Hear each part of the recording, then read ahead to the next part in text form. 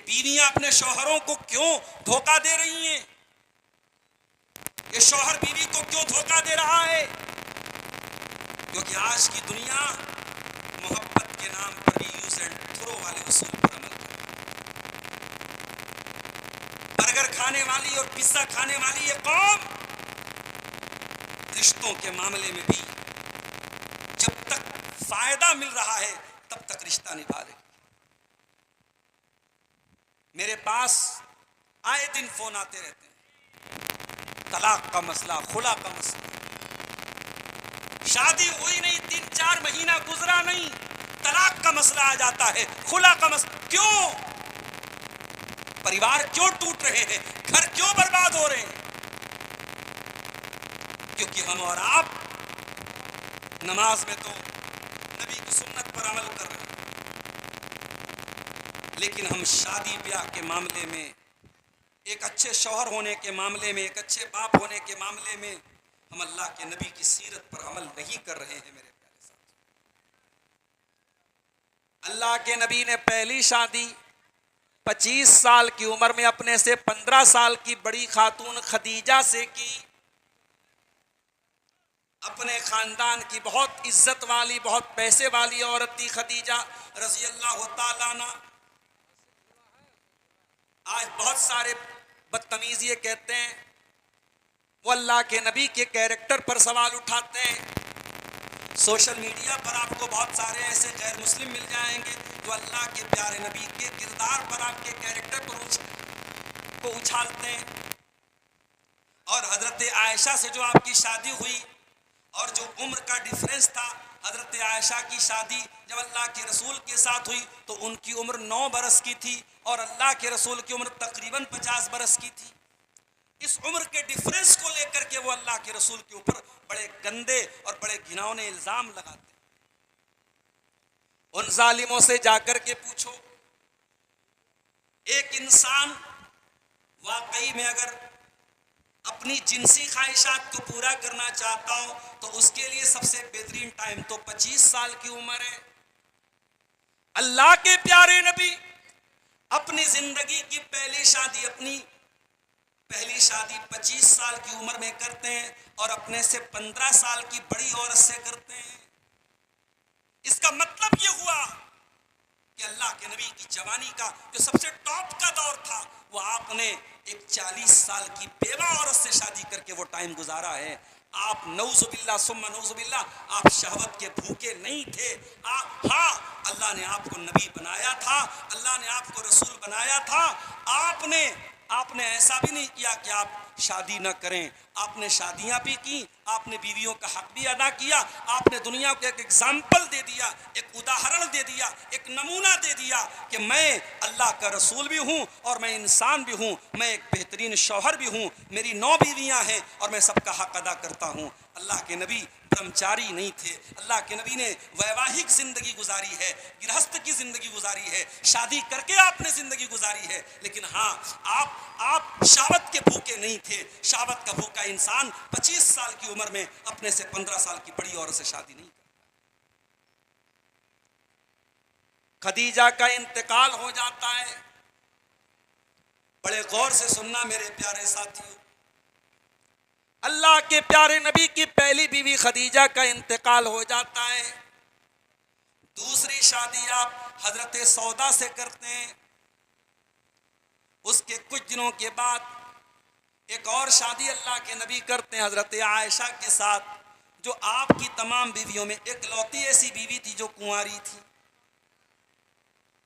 और ये अल्लाह ताला की एक मसलहत और हिकमत थी कि हजरत आयशा जब अल्लाह के नबी के निकाह में आई, 9 साल की उम्र थी, बहुत कम उम्र थी, लेकिन दिमाग की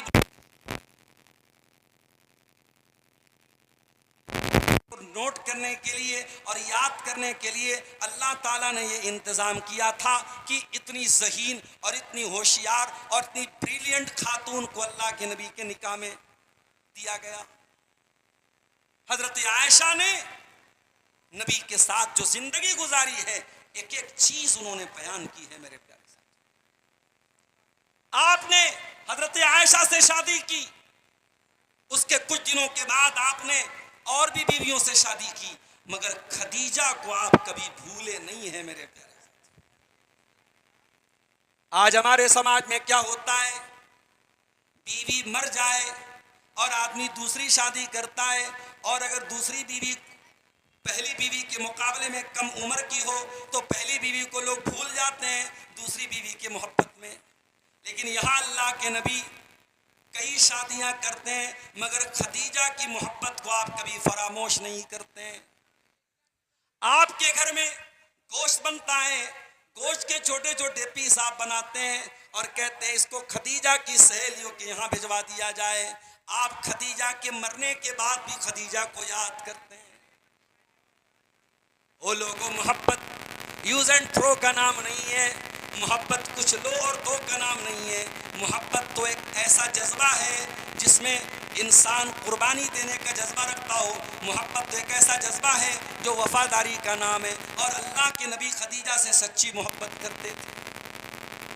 सच्ची मोहब्बत कहाँ है आज? सच्ची मोहब्बत नहीं है मेरे प्यारे साथियों। कहीं मोहब्बत के नाम पे कोई अपनी प्रेमिका की हत्या करता है, कहीं प्रेमिका प्रेमी की हत्या करती है, कहीं बीवी शौहर को छोड़ के भाग जाती है, कहीं शौहर बीवी को छोड़ के दूसरों के साथ रिलेशनशिप बनाता है। मोहब्बत कहाँ गई? वफादारी कहाँ गई? वफादारी अगर सीखना है जनाब मोहम्मद रसूलुल्लाह सल्लल्लाहु अलैहि वसल्लम की सीरत से सीखो मेरे। आप अपनी बीवियों के साथ बेहतरीन सलूक करते थे। आपने फरमाया खैरुकुम खैरुकुम li अहलिही व अना खैरुकुम li अहली। तुम में सबसे बेहतरीन इंसान वो है जो अपने परिवार के लिए अच्छा हो, और मैं तुम में अपने परिवार के लिए सबसे अच्छा हूं।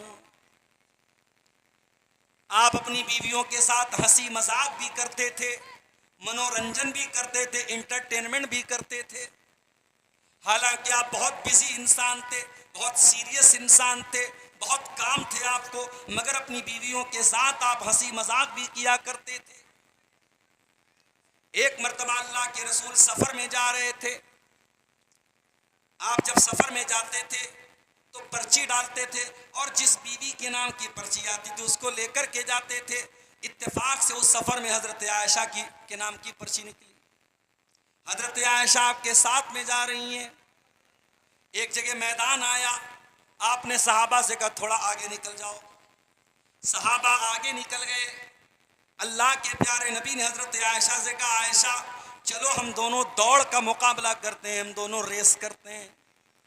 गौर करो मेरे प्यारे साथियों, अल्लाह का आखिरी नबी अपनी बीवी के साथ रेस कर रहा है, दौड़ का मुकाबला लगा रहा है। हजरत आयशा फरमाती हैं मेरी नई नई शादी हुई थी, मैं दुबली पतली थी, हल्की फुल्की थी। जब दौड़ने लगी तो मैं बहुत आगे निकल गई, अल्लाह के नबी पीछे रह गए। मुझे बहुत मज़ा आया, मैं बहुत हंसी और मैंने मजाक भी उड़ाया। अरे अल्लाह के नबी, मैंने तो आपको आज के मुकाबले में शिकस्त दे दी, मैं तो आपके ऊपर कामयाब हो गई, मैं तो जीत गई और मैंने आपको हरा दिया। अल्लाह के प्यारे नबी खामोश रहे, आपने कोई जवाब नहीं दिया। कुछ दिनों के बाद एक और सफर आया, और उस सफर में भी हजरत आयशा आपके साथ में थी। आपने सहाबा से फरमाया थोड़ा आगे निकल जाओ। सहाबा आगे निकल गए। आपने फरमाया आयशा चलो आज हम लोग एक बार फिर से मुकाबला करते हैं, रेस लगाते हैं। और इस बार जब रेस लगाई गई, हजरत आयशा फरमाती हैं इस बार मैं थोड़ी फरबा हो गई थी, मोटी हो गई थी, मैं थोड़ी हेल्दी हो गई थी। पता ये चला कि जब शौहर बीवी से मोहब्बत करेगा, बीवी के हुकूक अदा करेगा, बीवी को खुश रखेगा, तो बीवी हेल्दी हो जाएगी। अगर आपके घर में आपकी बीवी आए और 60-50 किलो वजन हो और आप खटा खटा के उसको 30 और 35 किलो कर दे, इसका मतलब कि आपने उसको खुश नहीं रखा है। अल्लाह के नबी ने हजरत आयशा को, आपके साथ शादी हुई, हजरत आयशा की जिंदगी इतनी सुकून के साथ गुजर रही है कि कुछ दिनों के बाद ये किसी भाई की तरफ से चलता है, अल्लाह ताला इसको कबूल फरमाए। आप हजरात मौलाना तौहीद साहब बैठे हुए हैं, आपको जो चंदा वगैरह देना हो इनको देते रहिए। मैं तकरीर को बहुत लंबा नहीं खींचूंगा, मैं बात आगे बढ़ा रहा हूँ। हजरत आयशा अल्लाह के नबी के साथ मुकाबला कर रही है, रेस कर रही है। और ये दूसरा सफर था और हजरत आयशा कहती है मैं मोटी हो गई। इस बार जब दौड़ लगाई गई, अल्लाह के नबी आगे निकल गए, मैं पीछे रह गई। अल्लाह के रसूल हंसने लगे, मुस्कुराने लगे और आपने फरमाया हाज़िही बितिल का, ऐ आयशा ये उस दिन का बदला है, उस दिन तुम आगे निकल गई, आज मैं आगे निकल गया। इस तरीके के हल्के फुल्के लम्हात, हंसी मजाक के लम्हात भी अल्लाह के नबी की जिंदगी में आते थे मेरे साथ। हमारी बीवियां साल के 360 दिन काम करती हैं। मैं खुद मदरसे में टीचर हूं, जुमा को मेरी छुट्टी होती है। मैं छुट्टी जब घर पे होता हूं, मेरी तो छुट्टी है, बीवी की कोई छुट्टी नहीं है। गौर करो मेरे प्यारे भाइयों, दुनिया की हर जॉब में छुट्टी मिलती है, सीएल मिलती है। आपकी बीवी जो काम कर रही है घर के अंदर, उस बेचारी को कभी कोई छुट्टी नसीब नहीं होती। आपकी छुट्टी का दिन आता है, संडे का दिन आता है, जुमा का दिन आता है, ईद का दिन आता है, बकरीद का दिन आता है। आपको छुट्टी मिली है, लेकिन आपकी बीवी का काम बढ़ जाता है। उसे ज़्यादा खाना बनाना है, उसे ज़्यादा बर्तन साफ करना है, उसे ज़्यादा कपड़े साफ करना है। आपकी छुट्टी के दिनों में आपकी बीवी के काम बढ़ जाते हैं। दुनिया की कौन सी ऐसी जॉब है जिसमें कोई छुट्टी न मिलती हो? आपकी बीवियां साल के 360 दिन जॉब करती हैं और कोई छुट्टी नहीं लेती हैं, कोई सीएल नहीं लेती। क्या आपका ये फर्ज नहीं बनता कि जब आपको फुर्सत मिले और आप अपने परिवार के बीच में हो तो आप अपनी बीवियों का हाथ भी बटा दिया करें, घर के कामों में उनकी मदद भी कर दिया करें। अल्लाह के नबी जो इस दुनिया के सबसे बड़े इंसान थे, हजरत आयशा से पूछा गया अल्लाह के नबी जब घर में होते तो क्या करते थे? फरमाया यकूनु फी मेहनति अहलिही। अल्लाह के प्यारे नबी जब घर में होते थे, अपने घर वालों के कामों में उनका हाथ बटा दिया करते थे, उनका सपोर्ट किया करते थे, उनकी मदद किया करते थे। मेरे प्यारे साथियों, ये अल्लाह के नबी की घरेलू जिंदगी। आज हमारे घर माशाअल्लाह बड़े शानदार, सीमांचल के इलाके, सैलाब ज़दा इलाकों में भी टाइल्स वाले मकान बन रहे हैं। कटिहार शहर में आपको ऐसे ऐसे मकान और बिल्डिंगें मिल जाएंगी जो शायद बनारस में भी आपको वैसे मकानात नहीं। हमारा लाइफ स्टाइल बहुत हाई फाई हो चुका है। मगर कभी गौर करो मेरे प्यारे साथियों, हमारे नबी ने कैसे कमरों में जिंदगी गुजारी। छोटे छोटे कमरे थे अल्लाह के नबी के, जमीन मिट्टी की थी, फर्श मिट्टी का था और कच्ची ईंटों के जरिए दीवार खड़ी की गई थी। खजूरों की टहनियों से छप्पर बनाया गया था और खजूर के तने से पिलर बनाया गया था। इतने छोटे छोटे ये कमरे थे। जब अल्लाह के नबी रात में तहज्जुद की नमाज पढ़ते थे और जब सजदे में जाने का टाइम आता था, आप हजरत आयशा को इशारा करते थे और वो अपने पैर को समेट लेती थी। तब अल्लाह के नबी सजदे में सर रखते थे। यानी इतना बड़ा भी कमरा नहीं था, इतना स्पेस भी नहीं था कि आराम से आप सजदा कर सकें और हजरत आयशा उसी कमरे में सो सकें।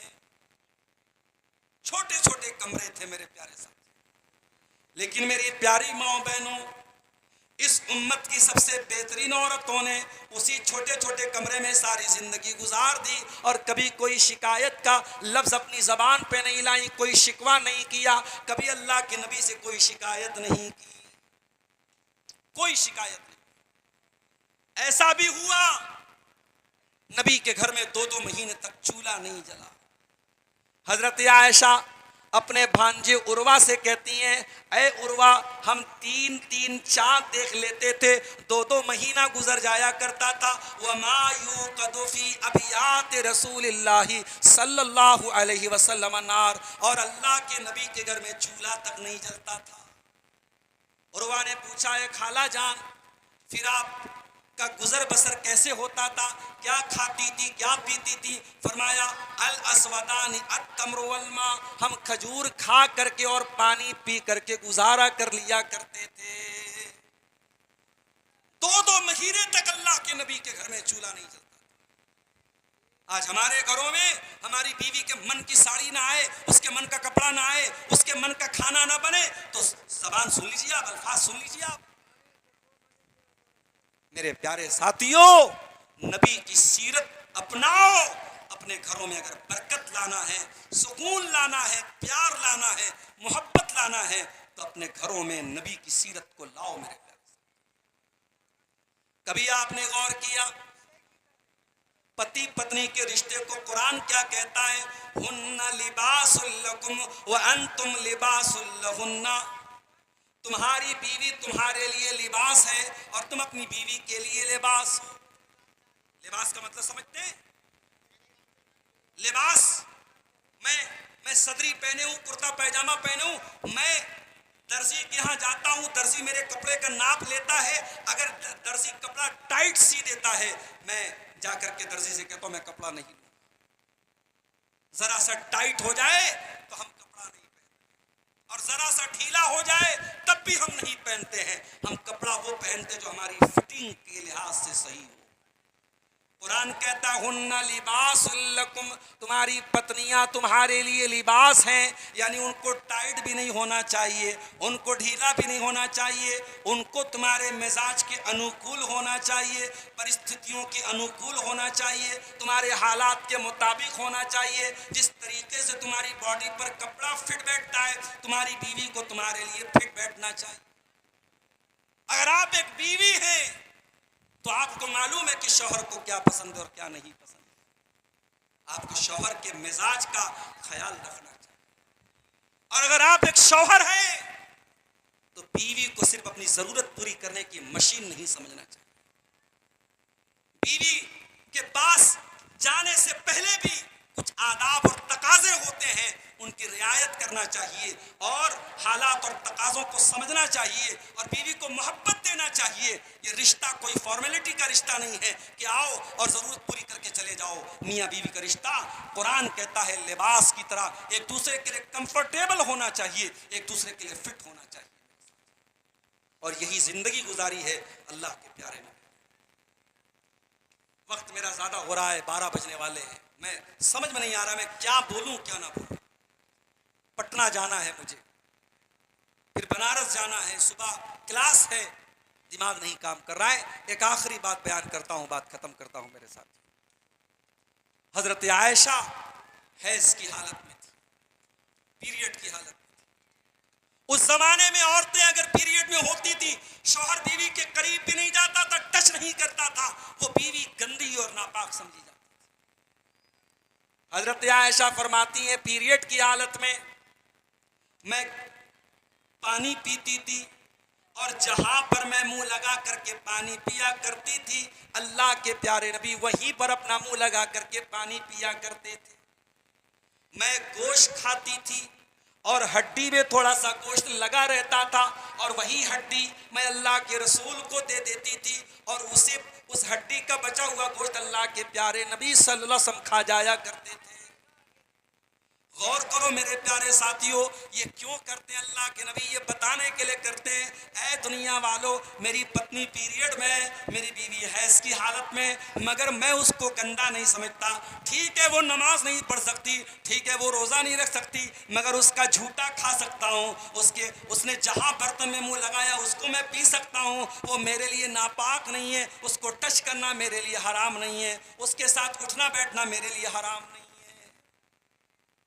बीवी से मोहब्बत आप करते थे, उसका इजहार भी करते थे।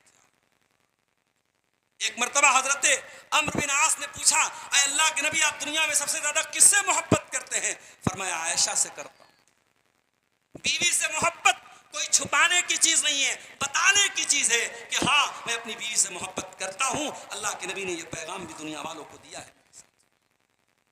एक मर्तबा आपने हजरत आयशा से फरमाया, आयशा मैं समझ जाता हूँ तुम कब मुझसे नाराज रहती हो और मैं समझ जाता हूँ तुम कब मुझसे खुश होती हो। फरमाया कैसे समझ लेते हैं? कहा कि ऐ आयशा जब तुम मुझसे खुश होती हो तो कसम खाती हो तो कहती हो मोहम्मद के रब की कसम, और जब मुझसे नाराज होती हो तो कहती हो इब्राहीम के रब की कसम। जब तुम मुझसे नाराज होती हो तो मेरा नाम नहीं लेती हो। कहा अल्लाह के नबी मैं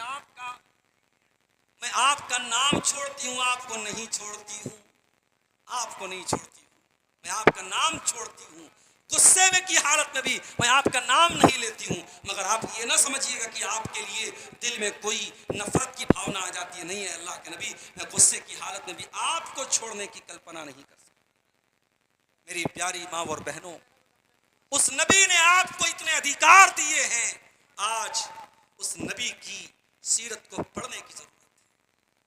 मेरे भाइयों, उस नबी की जिंदगी को पढ़ने की जरूरत है। सोशल मीडिया पर आज अल्लाह के नबी के खिलाफ कितनी बातें हो रही हैं, आपको शायद अंदाजा नहीं है।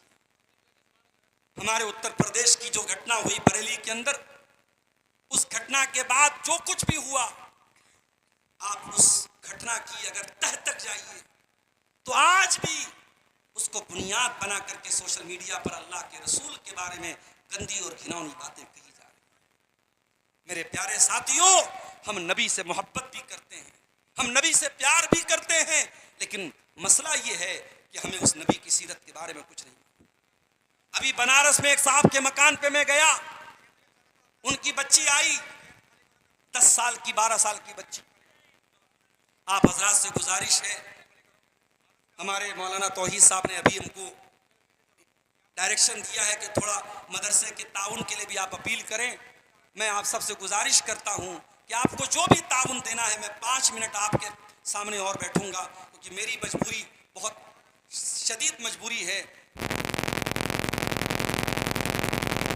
वो भी बड़ा इंटरेस्टिंग है, मगर मेरे हालात कुछ ऐसे हैं कि मैं ज़्यादा बोल भी नहीं सकता हूँ। सिर्फ 5 मिनट का टाइम मेरे पास है।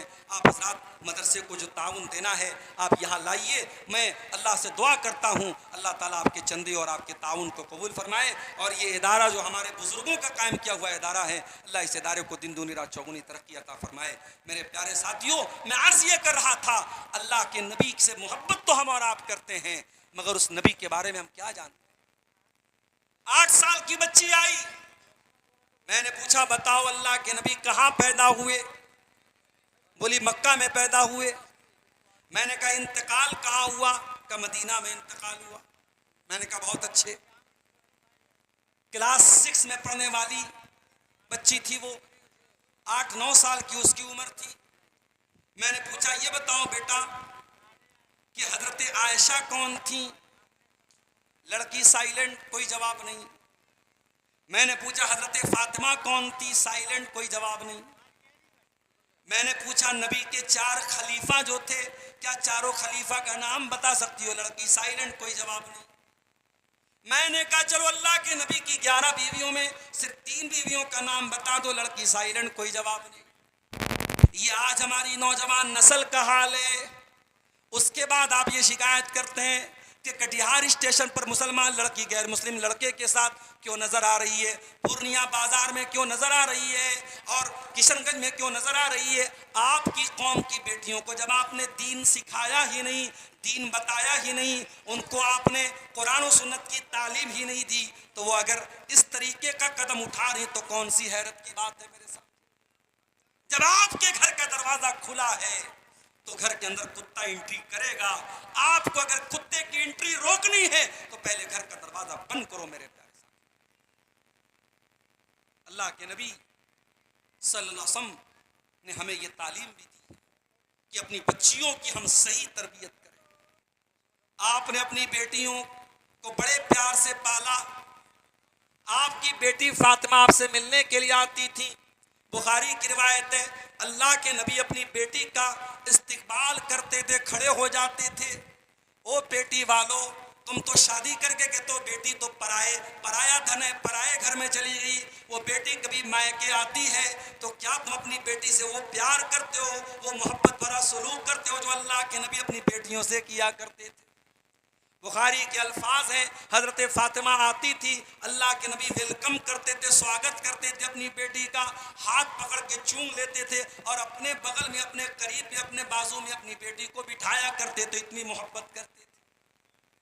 इतनी मोहब्बत करने के बावजूद भी मेरे प्यारे साथियों, एक मर्तबा हज़रत अली हज़रत फ़ातिमा दोनों अल्लाह के नबी के पास आते हैं। हज़रत अली कहते हैं अल्लाह के नबी मैं बहुत मेहनत करता हूँ, इतनी मेहनत करता हूँ हत्तशतक़ई तो सदरी, मेरे सीने में दर्द होने लगा है।